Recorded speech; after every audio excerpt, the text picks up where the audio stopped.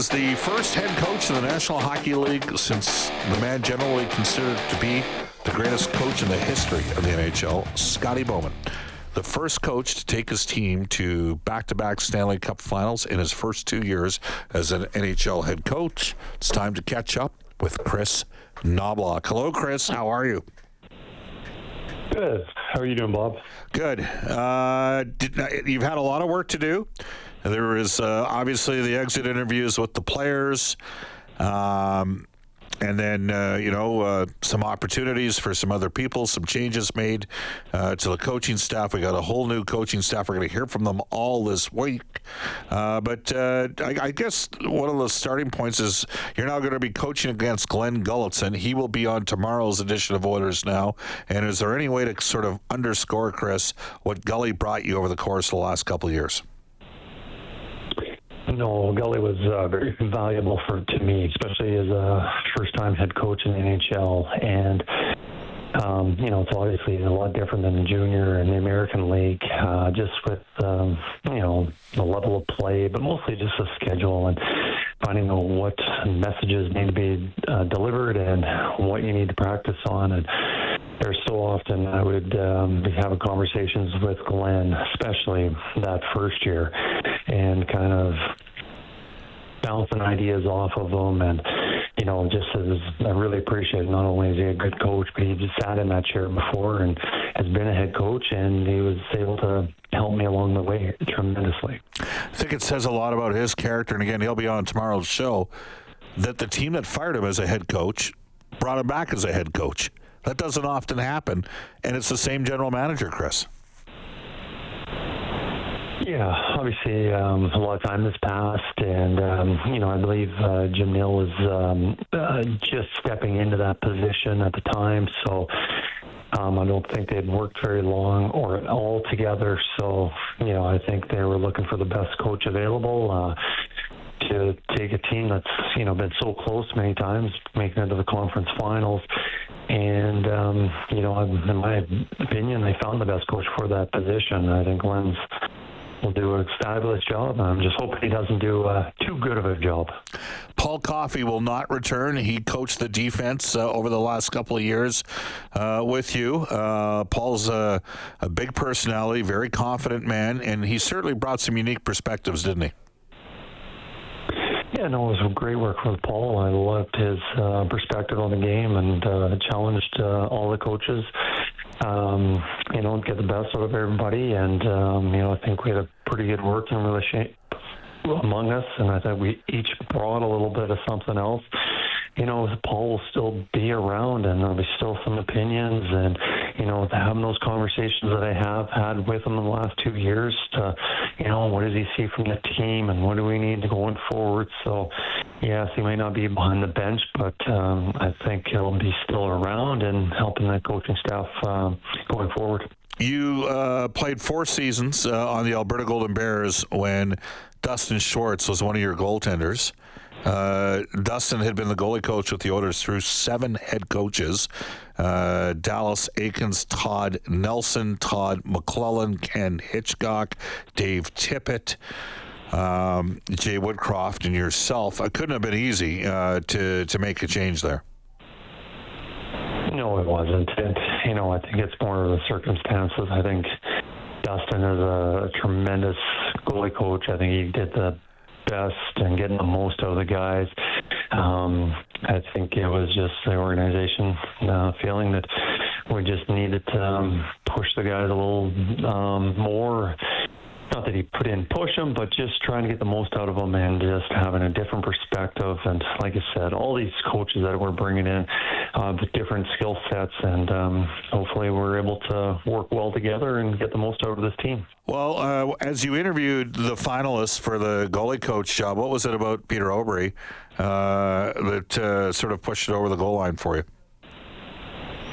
Well, one, he's had a lot of experience. He's been in the American League a long time, and I know he's been very close getting NHL jobs for a long period of time, and, felt that maybe that opportunity was slipping, and then he went for another opportunity as becoming a bench/goalie coach at the college level. And I think the interview and a couple conversations that I had with him, I had a lot of respect for him and liked his perspective on how to develop goalies and how to get the most out of them. But also the biggest one was, Stan having a long working relationship with him, that he knew a lot about him. So, I think our Dustin our Pickard and Stu Skinner are going to be benefit a lot from Peter. All right. Paul McFarland basically kind of replaces the spot that Paul was, or that Glenn Gulletson was in. He's going to run your power play, and he's also going to assist with the forwards. Paul's been an NHL head coach or NHL assistant, 3 separate teams, working with Florida, Toronto, and most recently with Seattle with David Haxtell, a guy you know well. He's also been a head coach in the OHL and the WHL. What was it sort of philosophically that made it a match for you guys to hire Paul McFarland, Kris? Well, firstly, his reputation, hardworking, knowledgeable hockey coach, that was one of them. And the other one was just with the amount of experience behind the bench, with Mark Stewart, myself, haven't been in that position that long. I wanted somebody else. We didn't want somebody green, somebody who hadn't known position. So here's Paul McFarland, who's been an NHL assistant coach for about 6 years and has been with 3 different organizations and been running the power plays for each of those teams. And two stops, whether that was in Florida or Toronto, did a tremendous job getting the most. The power plays were at the top of the NHL, which, he's had success with good power plays. And then I think in Seattle he was doing the most and getting the most out of that group that he had there. So, many factors for the reason why we brought him along. You mentioned Mark Stewart. He's basically going to slide in on a spot that Paul Coffey had. And I know I brought up during your availability, Kris, a week ago on Monday, just about, do you have to look at maybe killing a little bit differently? Because, you had a pretty good stretch from when you took over to the end of the regular season last year. I think you were 7th in the league.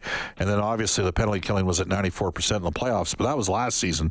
There were challenges literally from the opening game of the year. And part of it is you didn't get any saves early in the PK. But again, the penalty killing was 15th out of 16 teams in the playoffs. So, Mark's going to coach the D and he's going to coach the PK. How different should we expect the penalty kill to look this upcoming season, Kris? Yeah, there'll definitely be changes, and we were waiting throughout the season. We knew we were going to be making changes, and at the end of the season, after the playoffs, we were definitely it had been confirmed that these changes need to be made, and we were just waiting to see how many changes we were going to make, and we were waiting to find out what our teams would look like next year. What are the guys who are going to be killing, and what kind of killers are they going to be? Is it going to be more skating? Is it going to be more shot blocking? And having those aspects before we made all those decisions. But yes, it'll definitely look different and probably more similar to what other teams around the NHL are doing. And a lot of it's been, it's been said many times, it's a copycat league. And I think we'll be doing a lot of copying what some of the other successful teams have been doing around the NHL. All right. So we had a texter earlier, Kris, ask, is there a mechanism in place where Ike Howard, along with Matt Savoy and David Tomasek, are all in your opening day lineup? Is that feasible, Kris? What do you think? Yeah, going forward, hopefully they are. Hopefully they are making a stride. Obviously, we anticipate them, having some ups and downs early in the season. But if they're able to, all 3 of them get in the starting lineup, that's ideal. We want those guys because we just feel that with their experience and more playing time, they're just going to become better and better players. And, we think highly of them. Obviously, one being a free agent, the other 2 we traded, high capital to get those 2. So we have a lot of belief in those guys that they can help us in the short term and be important players in the long term. And, they hopefully, and they're only going to get better through playing time. But, it is the NHL. It is important to be winning games right away. And as a coach, I will have to be balancing on, giving them opportunities, but also being able to put our team in the best position to win games. We're joined right now by Kris Knoblauch. He's the head coach of the Edmonton Oilers. Bob Stauffer with you. Kris is our Oilers Now headliner today for Wilhauk Beef Jerky. Others can try to imitate, but nobody can duplicate the great flavor of Wilhauk Beef Jerky, only available in Leduc. Kris, how important are analytics and video in terms of your assessment of your players? Quite a bit. I don't think either one tells the full story. But I think one thing with analytics, from game to game, they can fluctuate and maybe not be that accurate because you can have one instance or one play where it can really skew the expected goals and affect the players on the ice. You might have a forward that had nothing to do with a chance against, but it was a really good scoring chance and affects his rating per se. But I really think over a long period of time, whether it's 2 months, half a season, definitely over a course of a year, the players that have the best analytics are the best players. So I think those are very important. Now with analytics, they are skewed with competition.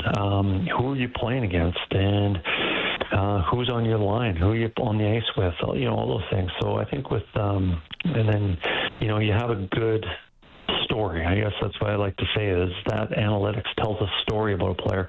And then as you watch the video and you look closely at the plays and what's happening when they're on the ice, it kind of it fills all the details of that story. So I think both of them are very important to have a good assessment of the game. We're joined by Edmonton Oilers head coach Kris Knoblauch. Bob Stauffer with you on Oilers Now. Just to clarify, because there were a couple pieces written over the last couple of weeks about the deployment of the defense.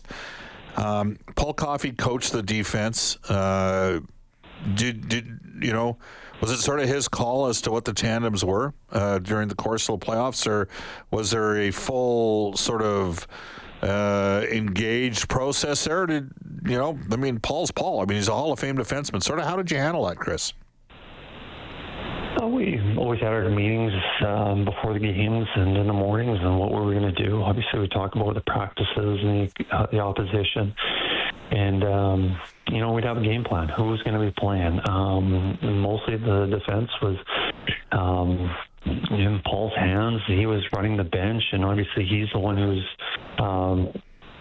as the players going out for their shifts and pulling them off and having line matches and all that stuff, that's in his hands. But, it was a collective group that we would talk, and also Mark Stewart had a lot to do with the defense, with the also coaching the players and showing them video and, teaching them. We didn't know when Paul was, how long we were going to benefit from having him on the bench. Uncertainty of him coming back last year. We're lucky to have him back again. But I know the defenseman expressed a lot of interest on having Mark come back, and because of what they think of him. I see it, the players see it, that he is an exceptional coach, and I think he'll do a great job taking that role off full time.